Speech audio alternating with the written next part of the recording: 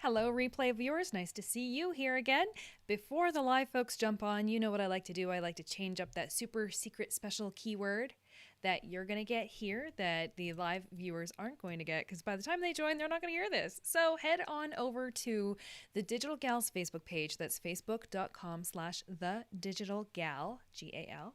And over there, you have the opportunity to put in that super secret keyword. And this week, that super secret keyword is outstanding.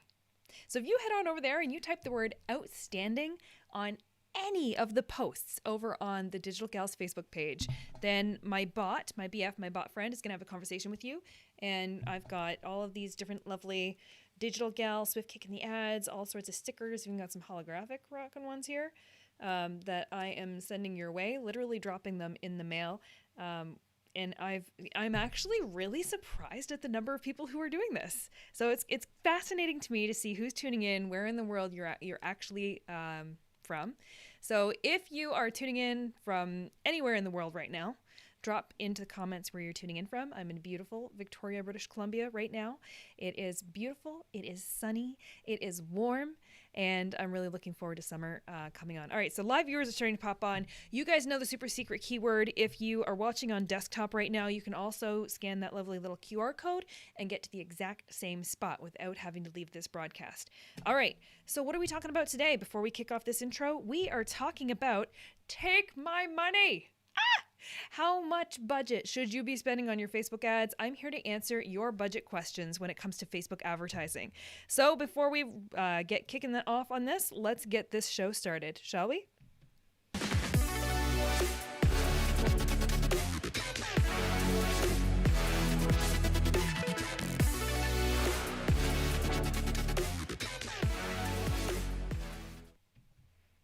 Well, hello there. Hello. It's good to see everybody popping on.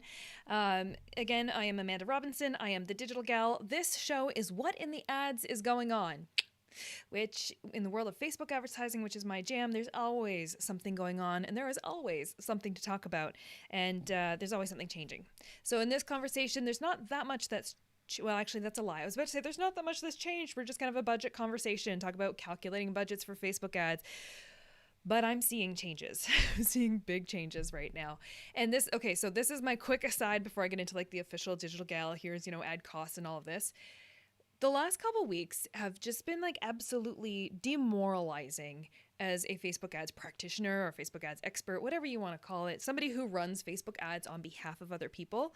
It's been so demoralizing. Ad costs look like they are going up, and I don't know if this is in advance of Apple rolling out their iOS 14 updates for app tracking transparency or not. I don't know. We don't know exactly what kind of impact that's going to have on businesses yet. We're expecting that it's rolling out now, but I just don't have full visibility on that. So just to recap what that actually means is that users on a mobile device, on an iOS specifically, Apple iOS mobile device, if they are using an app like Facebook, and this is going to happen with multiple apps, they may get a prompt from the app saying, or from Apple saying, hey, we notice you're using Facebook. Do you want to allow Facebook to track you in the background? And it'll give you an option to, no, opt out, don't want to be tracked by them. And so most users who are being served with that message are likely to opt out of tracking, to not allow that app to track them, mainly for those advertising purposes. What that does, again, a reminder, that doesn't mean you're going to see less ads from Facebook.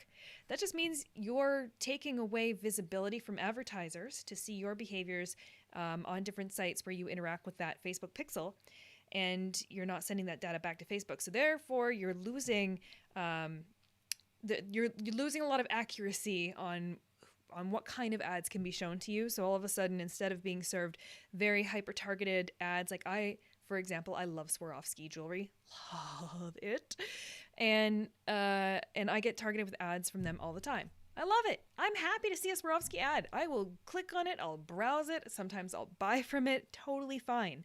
I'm happy to be targeted by things that I like. If I'm over here on my phone, and this is actually a Swarovski case. Let's see if that'll focus for you. There we go. Yeah. If people are opting out on their cell phone from app tracking from Facebook, that means that people are still browsing those ads. They're still browsing, they're still clicking, they're still going to the website, they're still checking out, things are still happening. But us as advertisers are losing visibility to it. So therefore, when we go and look on our reports, we might not see all of those conversions take place that are in fact happening from our ads and from the activity on the site. That is still rolling out. I don't know when it's going to be fully rolled out, but I will say the last few weeks inside my ad account, or inside all of the ad accounts that I'm my little hands in, like a little puppeteer working on, the ad costs are up and it just sucks. It doesn't feel good. Nothing feels normal and it's very frustrating. And I'm wondering if that's a symptom of the rollout of this app tracking. We'll see. We'll see. All right. I can see people are popping on live. You're watching. You guys are being quiet. Let me know you're here. Say something entertaining and funny in the comments. Points if you make me smile, giggle, laugh, or snort. Please don't make me do all four. So let's chat a little wee bit about budget, shall we? Budget. So I have some examples for you, and I figure I'll dive right into the examples, and we'll just chat through these examples, and then I'll bring up some more context in behind it, and then I've got a budgeting spreadsheet that I can show you. If you want a copy of this budgeting spreadsheet, let me know, and I will get a copy over to you. So here let's pull up objectives to begin with. So, scoop myself over here. Objectives. Before we get into how much things cost, let's talk about objectives and your goal. So an objective is essentially what you want that ad to achieve. If you were a CEO running a company, what is the ultimate direction? What are you trying to get everybody ultimately to achieve with the direction of the company? Think about it that way. Your ad, the campaign you're going to run, what's the ultimate goal, the ultimate, business decision, the ultimate direction for that? Is it things like traffic, sending traffic to your website? Is it engagement? You want people to like, click, comment, and share on your posts? Is it video views? Do you have a really awesome, amazing video that you've put out that you want people to watch for a duration of time? So there are different objectives. There's different business objectives when you go to create your ads. Now, no two objectives are the same and they don't cost the same. So if I could give you just an idea of, let me put this up here. All right, so I'm going to show you this. I'm going to toggle back and forth between these two. So these are the actual objectives, a screenshot from Facebook. So if you go to run ads right now, you're probably going to see something very similar to this in this kind of order. We have, in this column over here, we have awareness, then we have consideration, and then we have conversion. And that's kind of mapping the customer journey, right? So we've got awareness just to make people aware that you exist. Then we want them to take an action. So we want them to consider your brand. And then when we're ready to convert them into customers, we have some options in here. Now, I just find for running Facebook ads, it doesn't usually work this way. I want to give a shout out to, we've got somebody watching in a Facebook group. It's good to see you here. It's good to see you tuning in. And thank you for commenting. I love that. So Facebook, this is how Facebook sees the journey. Now, let me put my little opinion on top with the lens of how much these things cost. So if I were to take these and scramble them up and like rejig them and reorganize them into columns based on what costs I think are involved, it's going to look a little like this. Not like that. Like this. So I've kind of realigned these in my own way. Again, this is my opinion just from the ads that I've been running. And then I'm going to show you some examples. So from here, you have what the objectives that I consider really cheap and cheerful are things like brand awareness, reach, engagement, and video views. Then in the middle, traffic and catalog sales. Now, if you asked me a year ago if I would put catalog sales in there, I would say no, because many reasons. We'll get into that. And then on the higher end of the scale, conversions, app installs, lead generation, messages, those are pricey. They cost a lot of money to use those to get results from those objectives, depending on, and all of this, take all this with a grain of salt, it's all depending on how you've set up your funnel or your buying journey, or how warm your audiences are, how much you've been advertising to these people. If you're serving ads in this territory here, are people ready to buy? Or are you serving ads like this to a cold audience? There's a lot of factors. But before we get into all the nitty gritty on those, let me pull those back down here. And let me show you, I've got some examples here of actual snapshots of some ad costs for different objectives. So I'm going to show you what those look like. I'm going to put this, there we go, put that back up. I'm going to walk you through some of these costs, and then we're just going to have like a big old budget conversation. And I'm showing you that not all objectives are the same. So let's go right down to link clicks. Link clicks. All right. So I have some examples here of link click costs in an account. And then I've also included reach versus impressions. If you don't know the difference between reach and impressions, reach is the number of individual people that you are reaching, the number of eyeballs that are seeing your content. So those eyes seeing your content. The impressions, how many times did they see them? Are they seeing them once in the Facebook feed and then they saw the same ad over on Instagram? That counts as 2 impressions. And then if they saw it again over in Facebook Marketplace, that would be a 3rd impression. So you could have 1 person, 3 impressions. So in this case, for example, you have ads where that top line, for example, 3,000 people reached, 4,000 impressions. So some people are seeing that ad more than once. Perfectly normal. So out of that, then we start looking at our cost per result here. And in this case, this was a traffic objective and they were optimizing it for a link click. So how much does it cost to get somebody to click a link in that ad? And in this case, you can see it's got a little bit of a spread. We're spreading all the way around from the lowest end of 17 cents. And then on the higher end, we've got 60. I wish I had like a laser pointer function in this. If I can submit like a request to, I wish in Ecamm, I wish I could just make my mouse a laser pointer. Anyway, 67 cents on the higher end for these comparables in one single account. Now there's lots of things that would influence that. So that's link clicks. Now let me show you another example. Link clicks. That's just somebody clicking on a link. That doesn't necessarily mean that they actually left Facebook and fully made it to the website and that external website fully loaded and the person was able to scroll and see what they were looking for.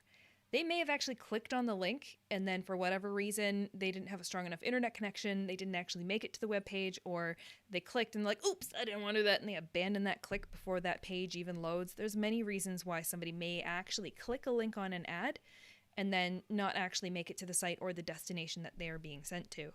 So a link click, that's just all we're asking for, is just to click on the link. And then I have another example for you. Let me show you landing page view.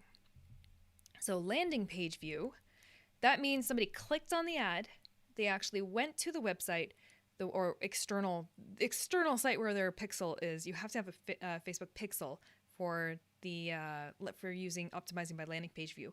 But that's sending a call out from Facebook over to the site that you're sending that traffic to. And that pixel is on that site and it sends that signal back to Facebook going, hey, that traffic you sent us just got here. They've arrived, accounted for, check. And so that's what a landing page view is. It's actually confirming that whoever it is made it to your site or made it to the page or the location that's off of Facebook that you're sending people to. That's what a landing page view is. So here are some examples of landing page costs that are on the low end. And now let me show you some landing page costs that are on the high end. So I'm showing you when it comes to, especially in this example, like if I toggle back and forth between the two, there's landing page views on the low end of cost, landing page views a little bit on the higher end. And so I want to help you manage expectations when you're saying, how much do I need to spend on my Facebook ads? Well, what are we trying to get people to do? Are you trying to get people to click onto your website? Yes? Okay. Well, here's a giant range. There is a very big difference between 28 cents a link click and and 10.85 per link click. Or sorry, like landing page view. Somebody clicking and actually landing on the page. That's a very big swing and a very big difference. So I want to manage those expectations and say, especially in this kind of, let me pull both of these up actually. We've got, let me put them both up so I can compare them side by side. So when I'm managing expectations and having these conversations with clients or people that I'm helping with coaching and consulting, or anybody for that matter, or even you right now, it's having this conversation. When I first start working on somebody's ad account, I have no idea. I have no idea how well your ads are actually going to perform until we dig in and we start running ads and we start setting a baseline. And then I have an understanding of, okay, how much are your ad's actually costing you. And then the ad costs are going to be different based on the objectives that we're trying to achieve. So in this case, depending on the nature of what we're serving and how well that landing page is performing, how well Facebook views the quality of the ads that we're serving, the audience that we're serving it to, all those factors go into how much those ads are going to cost, how much those cost per landing page view are. But I wanted to pull up an example and show you two sets of the exact same objective. These are traffic objective. So it's sending traffic off to a website, the exact same thing, and they're both optimized for landing page views, and they are wildly different in cost. So I wanted to show you that. Got a few more examples to show you. Let's go messages. Messages. If you want to run a messenger objective to get people to interact with your messenger marketing chatbot, like my BF who's given out all the stickers, it's expensive. So they're typically a little more on the expensive side.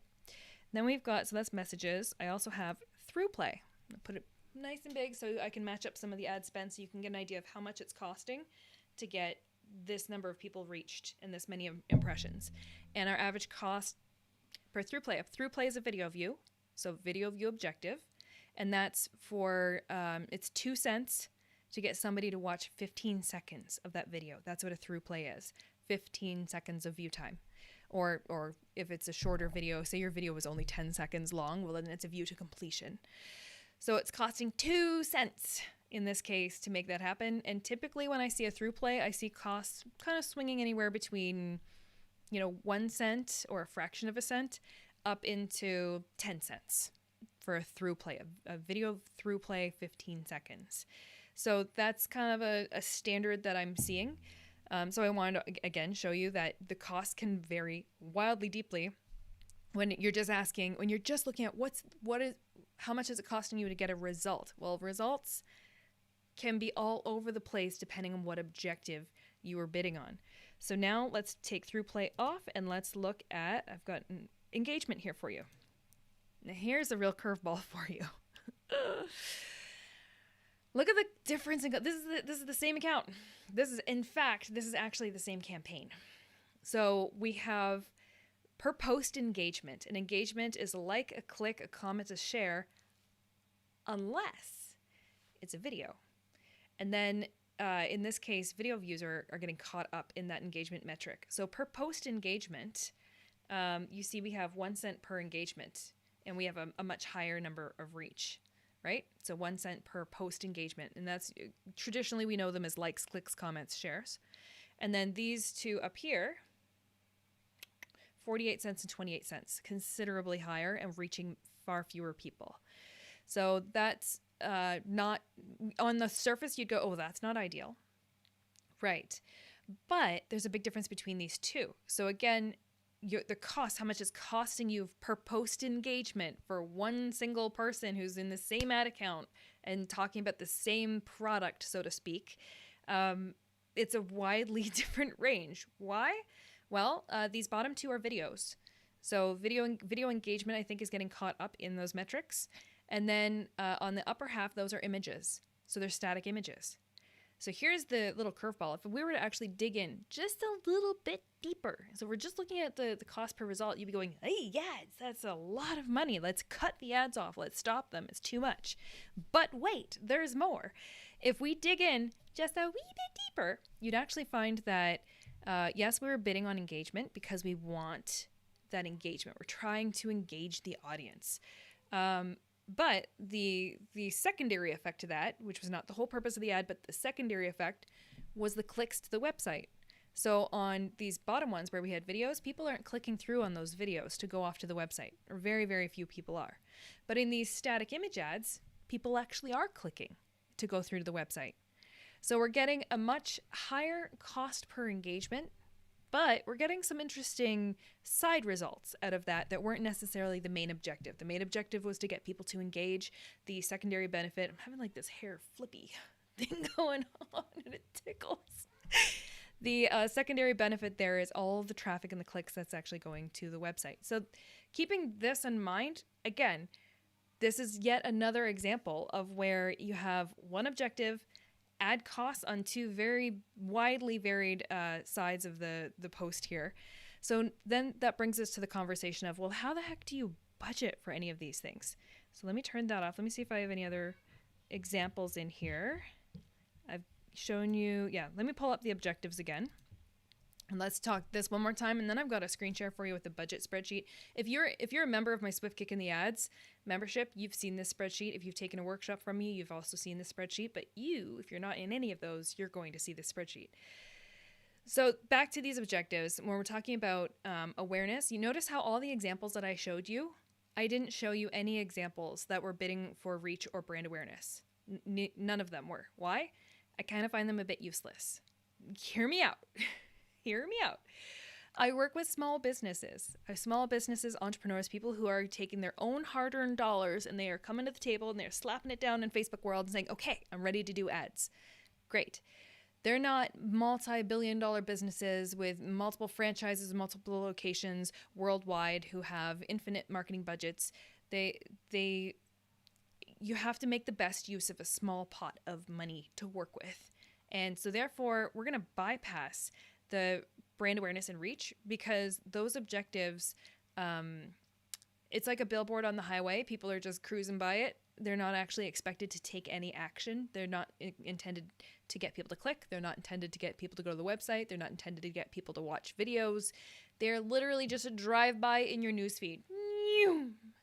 That's all they're intended to be. And it's just for some brand recall, some brand awareness. That's it. And if they're not taking any action, then we can't add them to an audience of people who we can remarket or retarget to down the road, which is a fantastic, strong part of your strategy, especially for anybody who's under a special ad category where you're really restricted with your targeting capabilities. The retargeting is the magic secret sauce to your advertising. So if you're using these ones over here, the awareness, the brand awareness and reach, we can't retarget based on any actions that people are taking because they're not taking any actions. So that brings us up into this column here, the consideration. Pretty much everything, actually not just pretty much, absolutely everything in this column is something that you can retarget people with. So if somebody clicks to go to your website, then they've gone to your website. You can retarget people based on that action. If they have engaged, you can retarget people based on engaging with your page or engaging with your Instagram. If they have watched a video for 3 seconds or more, you can retarget them. So all of these cost a little bit more money, but they're worth it. And then we have, over here, we have conversions, catalog sales, store traffic. Store traffic, I'm not going to address that because that's involving foot traffic into stores. I'm not going to bring that into this conversation. But catalog sales and conversions, those are generally a little more expensive because Facebook knows that that usually means that you're trying to make a sale. However, again, bringing us kind of back to how I see these things. Let me pull this up here. If I were to reshuffle the deck here and put it in context for small business, people who are spending money out of their own hard-earned pocket and working in smaller budgets. When I say smaller budgets, I'm talking under $1,000 a month in spend. So then we have on the low, cheap and cheerful cost side of things, brand awareness and reach like we talked about, but engagement and video views. It doesn't cost very much money at all to keep people on Facebook's platform and not send them off. In most cases. In most cases, running ads for video views to get people to watch your videos or for engagement to get people to like, click, comment, share, very low cost. They're on the lower cost of the scale of what you're going to spend for Facebook ads. And then we move up into, this one I've kind of flipped it around a little bit. So traffic, I'd say mid-range. But again, you saw it in my examples where we had some traffic objectives for landing page views that were in like the 28 cents a click and then some that were in the $10 per click, per landing page view. So that's still a pretty wide range. And then catalog sales, I kind of tucked into here. Normally I would keep those up on the higher end, but I've now since moved catalog sales down a little bit in cost because I'm noticing the costs of them tend to be dropping. So if you have a Facebook shop set up, if you are using catalogs, if you have products that you are selling, like physical products in a Facebook shop that are approved by Facebook's commerce policies, then catalog objective has been performing okay. It's actually been doing quite well. And then we've got the higher end things. We've got conversions, app installs, lead generation. If you're trying to get a lead right from Facebook, if you're trying to get their email, their name, you want their phone number, you want to call them, you want to contact them, you want to sell to them. And that's happening on Facebook, by the way. That's not sending them to your landing page where you're capturing their information there. This is right out of Facebook on a lead form that loads instantly when they tap on the ad. A lead form loads instantly. Their name and their email are automatically auto-populated into that form. So they don't even have to enter their data. They just have to click on the ad, go, oh yeah, submit, done. So that is very convenient to an advertiser, but Facebook knows that, hey, that's really valuable data for you. So they're going to charge you a little bit more to use that type of objective. Same with messages. If you want to have a messaging conversation open with somebody so your business can talk back and forth with them in a direct message and DMs, that is expensive. They're not cheap. They're not inexpensive. So an app installs. If you want somebody to install an app, it's volatile. I'm not a fan. It's expensive. So that's okay. So that's the preface when it comes to how much money do I need to be spending. It's like, well, what are we trying to achieve here? So if we're trying to warm up an audience, make first impressions, get to know people, we're probably going to be using things from this lower cost column over here. And then we're going to be moving them up through. So I know that's a little bit different than how Facebook views their objectives. This is the Facebook. When you go to actually create an ad using Ads Manager, these are the choices that you're given right now, and that's the order that you're given them in. This is how my brain sees these. All right, let's do a little bit of a spreadsheet share, shall we? All right, so let me share my screen over here. There we are. I can scoot myself back to the middle again. So this is just a random budgeting spreadsheet. Again, take this all with a grain of salt. This is just to help you start understanding how you can be spending your ad dollars across those different parts of the funnel or across those different objectives that you could be using. So let me show you. This is, if you want a copy of this, just drop into the comments. Let me know and I will make sure I get you a copy. And if you're already a member of the Swift Kick and the Ads, I've got these resources for you. So, and how much is it to become a member, you asked? $49. You get to come chill out with me on open office hours every single Monday. You get to hang out in our Facebook group and get to enjoy a really awesome community. All right, so let's hypothetically here say I've got, say, $1,000 in budget. Let me zoom in just a wee bit here for us. There we go. So imagine, hypothetically, you had $1,000 to spend. Not all of us have $1,000 to spend on ads, but here is a hypothetical way on how you could be breaking out that budget to reach new people, cold audiences of people who don't know you yet, warm audiences of people, and then hot audiences of people who are ready for that sale. So if we were going to map that again to, let me pull this back up and then I'll flip back in. Let me go the new objectives based on what's like low cost and what's high cost. So that top column, the cold audiences, brand new people, I'm going to put them into this column right here where we're going to be talking a little more cheap and cheerful. We don't want to spend a ton of money on them. We want to make a first impression, a first introduction. And so I would be using objectives like engagement or video views. Those are kind of my go-to on the cold audience, just to make that first impression, be like, haha, hi. We've got cool stuff. You might like us. We kind of like you. That's when we're looking at the spreadsheet here. That's this first audience, this cold audience of people right yonder. So you can use, when you're targeting those people, that involves things like going after a geographical area, like dropping a pin, doing a radius, targeting by postal code, zip code. That's also the detailed targeting, like going after people based on interests or behaviors or job titles. That's generally going after a whole bunch of people who don't know you yet, or cold. That's why we consider them cold. They're not familiar with you yet. There's also lookalike audiences. So if you're targeting people with a lookalike audience, that's the equivalent of saying to Facebook, hey, you know all those people who purchased from me in the past?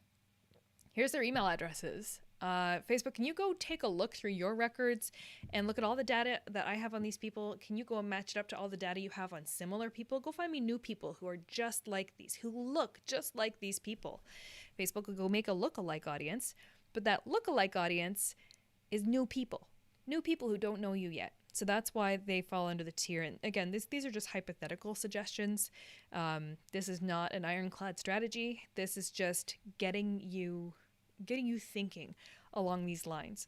So cold audiences, I might split my budget. Say if I have $1,000 to spend, I'd probably dump about $600 on cold audiences. Why? Well, we got to build up those audience sizes so that we actually have somebody to retarget our warm audiences. And if we're talking about those warm audiences, we're going to be talking about people who are going to fall under this middle category. I'm going to want them to take some kind of action. Now, this isn't, let me actually put Facebook's proper one back up here, because this really does make more sense. We really do want to get people who are, once we've made that first impression, we want them to take an action that's a little bit further along the line than their first one.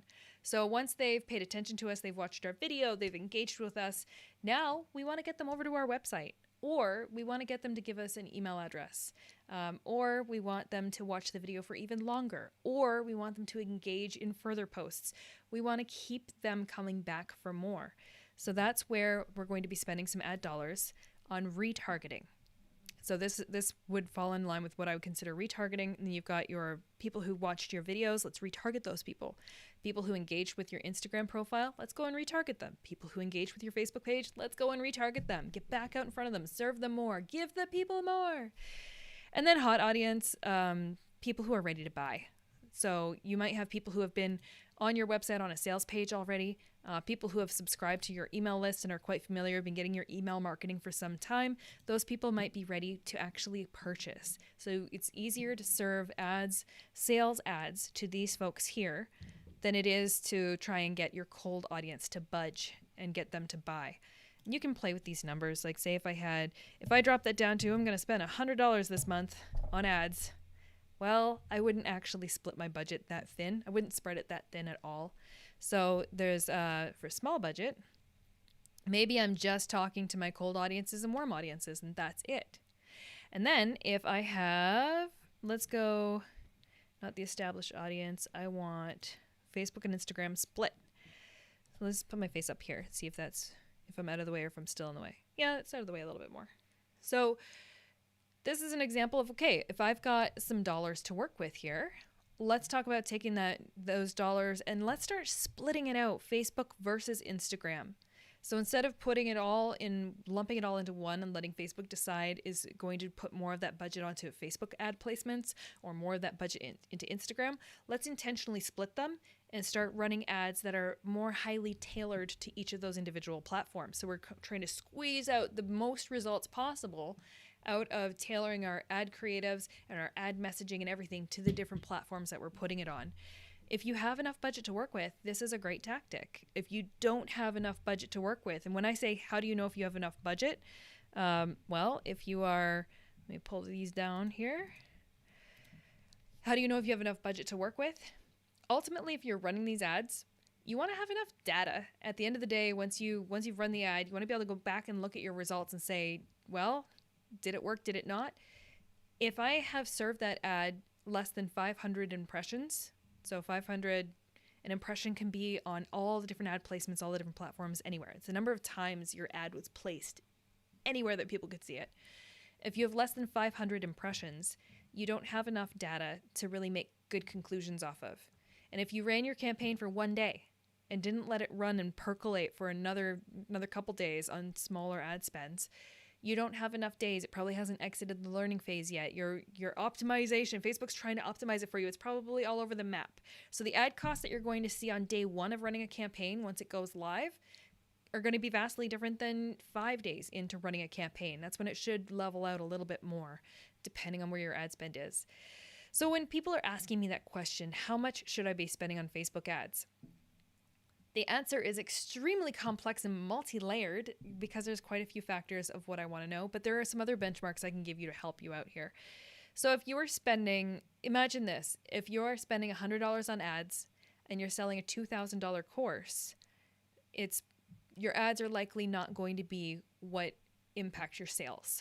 Your ads might be really good at capturing attention span just to begin with, to introduce people to you, and that's about it.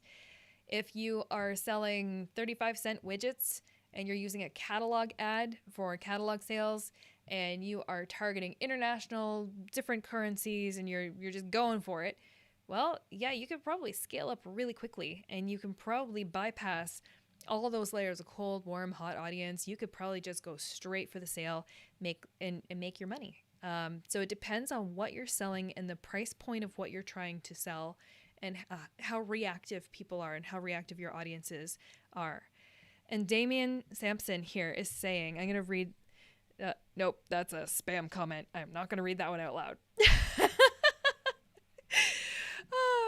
So anyway, with all that knowledge, your ad costs, instead of looking at this, if I can give you some closing thoughts, instead of looking at this through how much do I need to spend on my Facebook ads, let's look at it this way. How much budget do you have to dedicate to Facebook ads? How much money do you have to work with comfortably? How much money are you comfortable investing into your ads right now? And let's turn this into a strategy that gives you a longer term play. So it's not go in, drop some money right now to sell this one product by the end of the month. You need time. You need momentum. Actually, I have another note here I can pull up for you. I have another three things that I'm going to pull up and show you.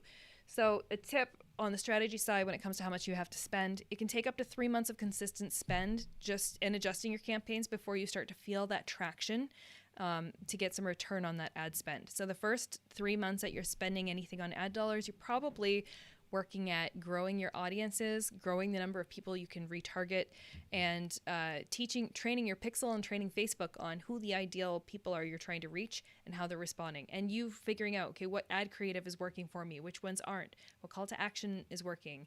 Does Facebook like my landing page, or do they dislike my landing page that I'm sending traffic to? There's all sorts of factors that play into how much your ads are going to cost at first. But once you get your feet wet, once you start spending consistently, and that's the key, is when you're consistently spending, then you can get some more predictable numbers, and then you get way more comfortable with where your ad costs should be at.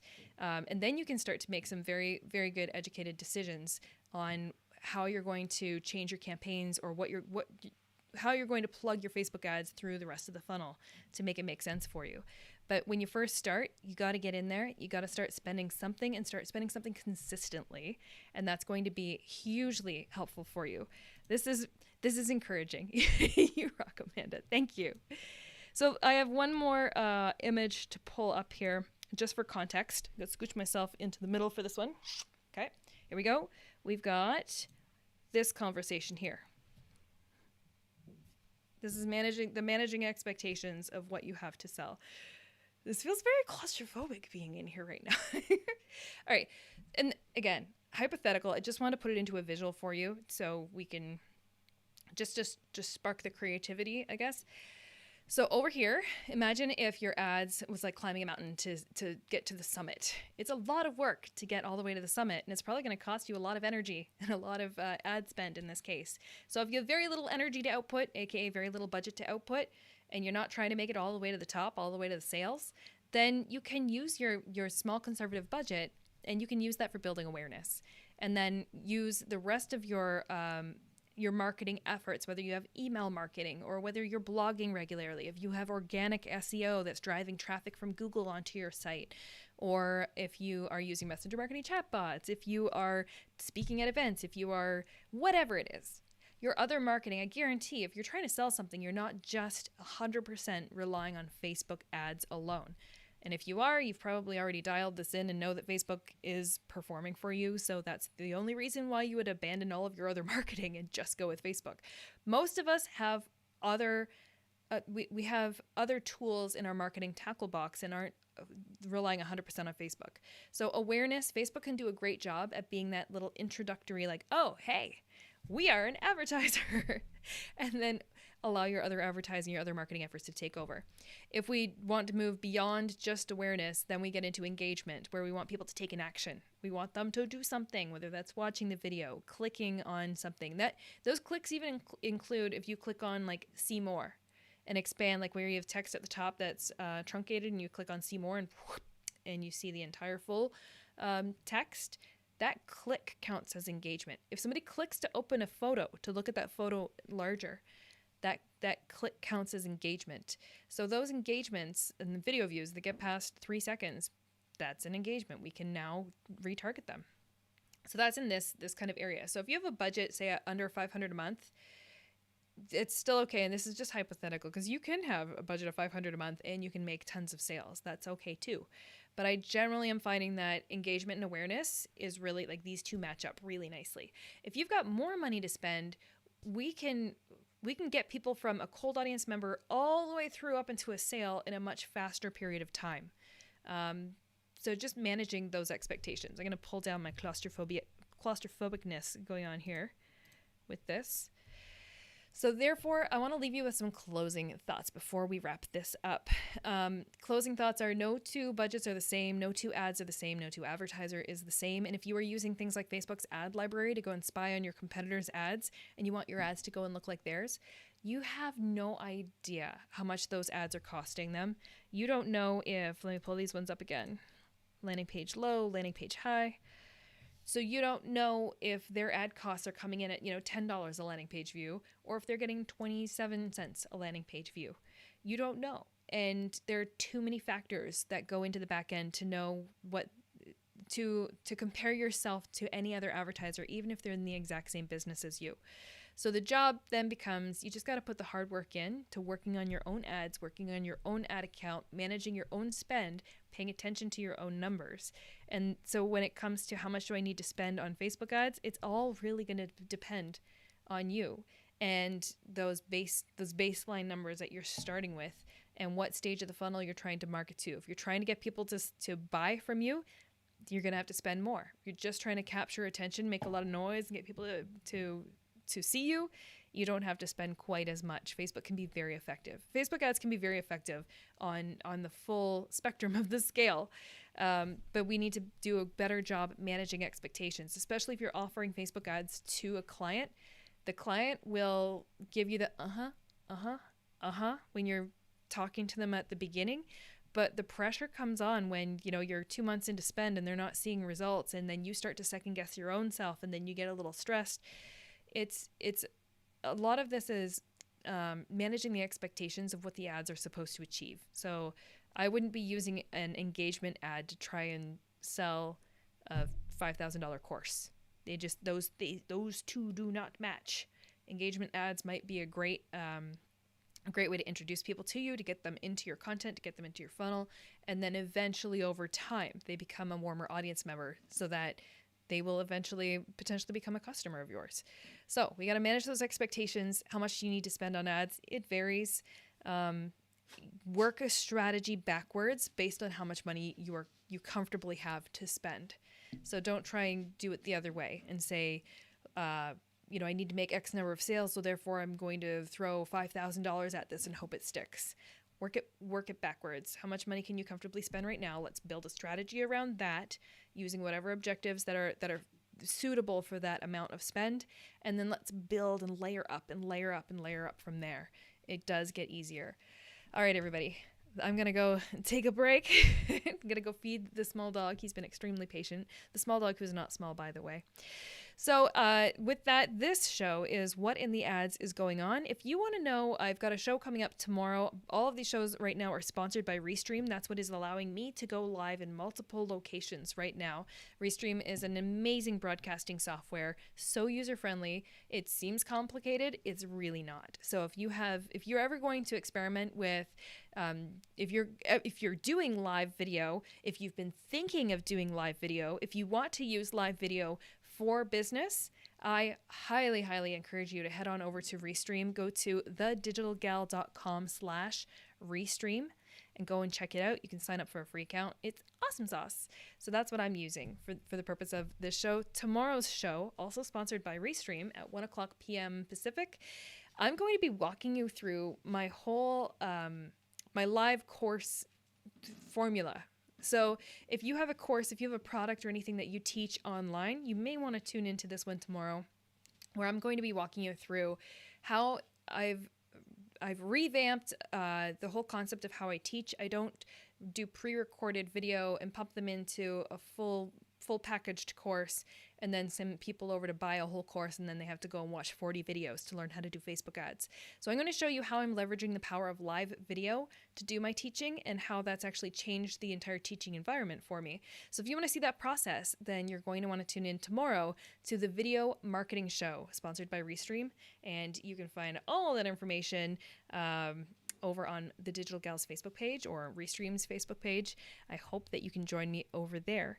So with that, did I cover everything off? I think I've covered everything off. I think I've talked about everything. Yeah, that was budgets. That's everything to do with Take My Money and how to budget for your Facebook ads. I am Amanda Robinson. I am the Digital Gal, and I am going to be tuning out.